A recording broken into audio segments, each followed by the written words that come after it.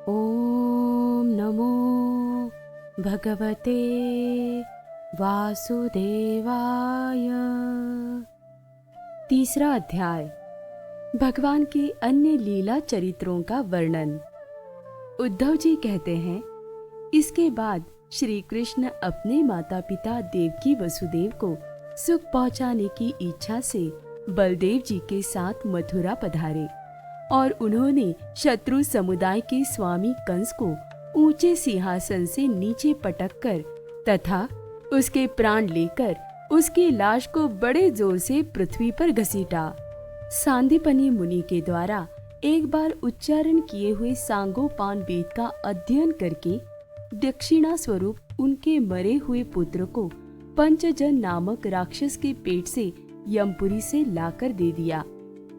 भीष्मक नंदिनी रुक्मिणी के सौंदर्य से अथवा रुक्मी के बुलाने से जो शिशुपाल और उसके सहायक वहां आए हुए थे, उनके सिर पर पैर रखकर गांधर्व विधि के द्वारा विवाह करने के लिए अपनी नित्य संगिनी रुक्मिणी को वे वैसे ही हरण कर लाए जैसे गरुड़ अमृत कलश को ले आए थे। स्वयंवर में 7 बिना नथे हुए बैलों को नाद कर नागनजिती सत्या से विवाह किया। इस प्रकार मांगभन हो जाने पर मूर्ख राजाओं ने शस्त्र उठाकर राजकुमारी को छीनना चाहा।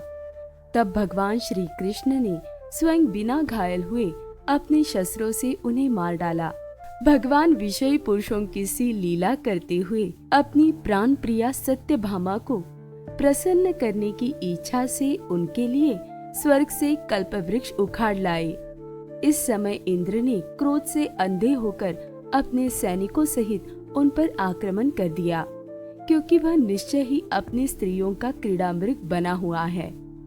अपने विशाल डील डौल से आकाश को भी ढक देने वाले अपने पुत्र भौमासुर को भगवान के हाथ से मरा हुआ देखकर पृथ्वी ने जब उनसे प्रार्थना की, तब उन्होंने भौमासुर के पुत्र भगदत्त को उसका बचा हुआ राज्य देकर उसके अंतःपुर में प्रवेश किया। वहाँ भौमासुर द्वारा हर कर लाई हुई बहुत सी राजकन्याएं थी। वे दीन बंधु श्री कृष्ण चंद्र को देखते ही खड़ी हो गई और सबने महान हर्ष, लज्जा एवं प्रेम पूर्ण चितवन से तत्काल ही भगवान को पति रूप में वरण कर लिया। तब भगवान ने अपनी निशक्ति योग माया से उन ललनाओं के अनुरूप उतने ही रूप धारण कर उन सब का अलग अलग महलों में एक ही मुहूर्त में विधिवत पानी ग्रहण किया। अपनी लीला का विस्तार करने के लिए उन्होंने उनमें से प्रत्येक के गर्भ से सभी गुणों में अपने ही समान 10-10 पुत्र उत्पन्न किए। जब कालिया वन जरासंध और शाल्वादी ने अपनी सेनाओं से मथुरा और द्वारकापुरी को घेरा था, तब भगवान ने निज जनों को अपनी अलौकिक शक्ति देकर उन्हें स्वयं मरवाया था। शंबर, द्विविद, बाणासुर, मूर, बलवल तथा दंतवक्त्र आदि अन्य योद्धाओं में से भी किसी को उन्होंने स्वयं मारा था और किसी को दूसरों से मरवाया। इसके बाद उन्होंने आपके भाई धृतराष्ट्र और पांडु के पुत्रों का पक्ष लेकर आए हुए राजाओं का भी संहार किया, जिनके सेना सहित कुरुक्षेत्र में पहुंचने पर पृथ्वी डगमगाने लगी थी। कर्ण, दुशासन और शकुनी की खोटी सलाह से जिसकी आयु और श्री दोनों नष्ट हो चुकी थी तथा भीमसेन की गदा से जिसकी जांग टूट चुकी थी, उस दुर्योधन को अपने साथियों के सहित पृथ्वी पर पड़ा देखकर भी उन्हें प्रसन्नता न हुई। वे सोचने लगे, यदि द्रोण, भीष्म, अर्जुन और भीमसेन के द्वारा इस 18 अक्षौहिणी सेना का विपुल संहार हो भी गया, तो इससे पृथ्वी का कितना भार हल्का हुआ। अभी तो मेरे अंश रूप प्रद्युम्न आदि के बल से बड़े हुए यादवों का दुस्सह दल बना ही हुआ है। जब ये मधुपान से मतवाले हो लाल लाल आंखें करके आपस में लड़ने लगेंगे, तब उससे ही इनका नाश होगा। इसके सिवा और कोई उपाय नहीं है। असल में मेरे संकल्प करने पर ये स्वयं ही अंतर्धान हो जाएंगे।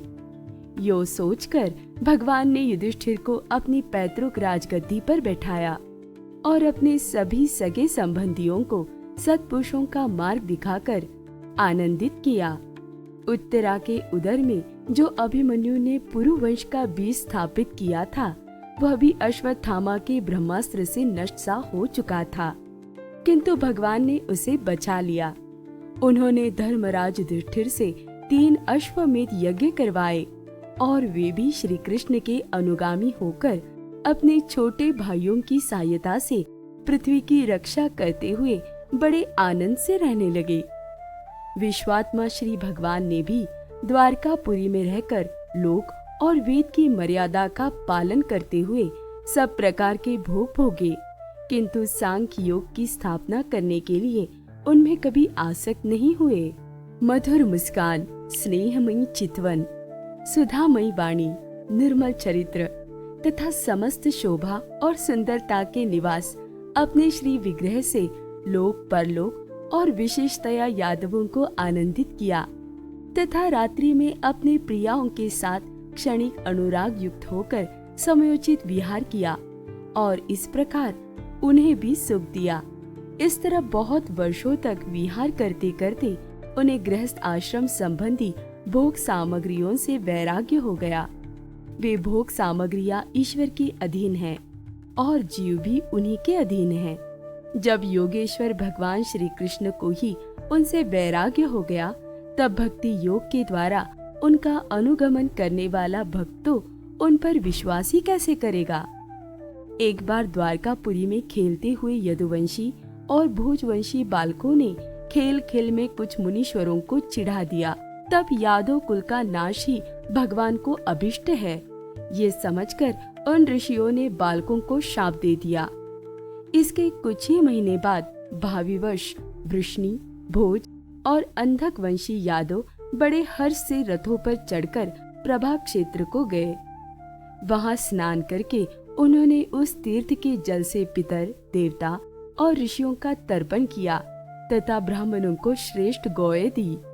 उन्होंने सोना, चांदी, शैया, वस्त्र, मृगचर्म, कंबल, पालकी, रथ, हाथी, कन्याएं और ऐसी भूमि जिससे जीविका चल सके तथा नाना प्रकार के सरस अन्न भी भगवत दर्पण करके ब्राह्मणों को दिए। इसके पश्चात गौ और ब्राह्मणों के लिए ही प्राण धारण करने वाले उन वीरों ने पृथ्वी पर सिर टेककर उन्हें प्रणाम किया। ओम नमो भगवते वासुदेवाय।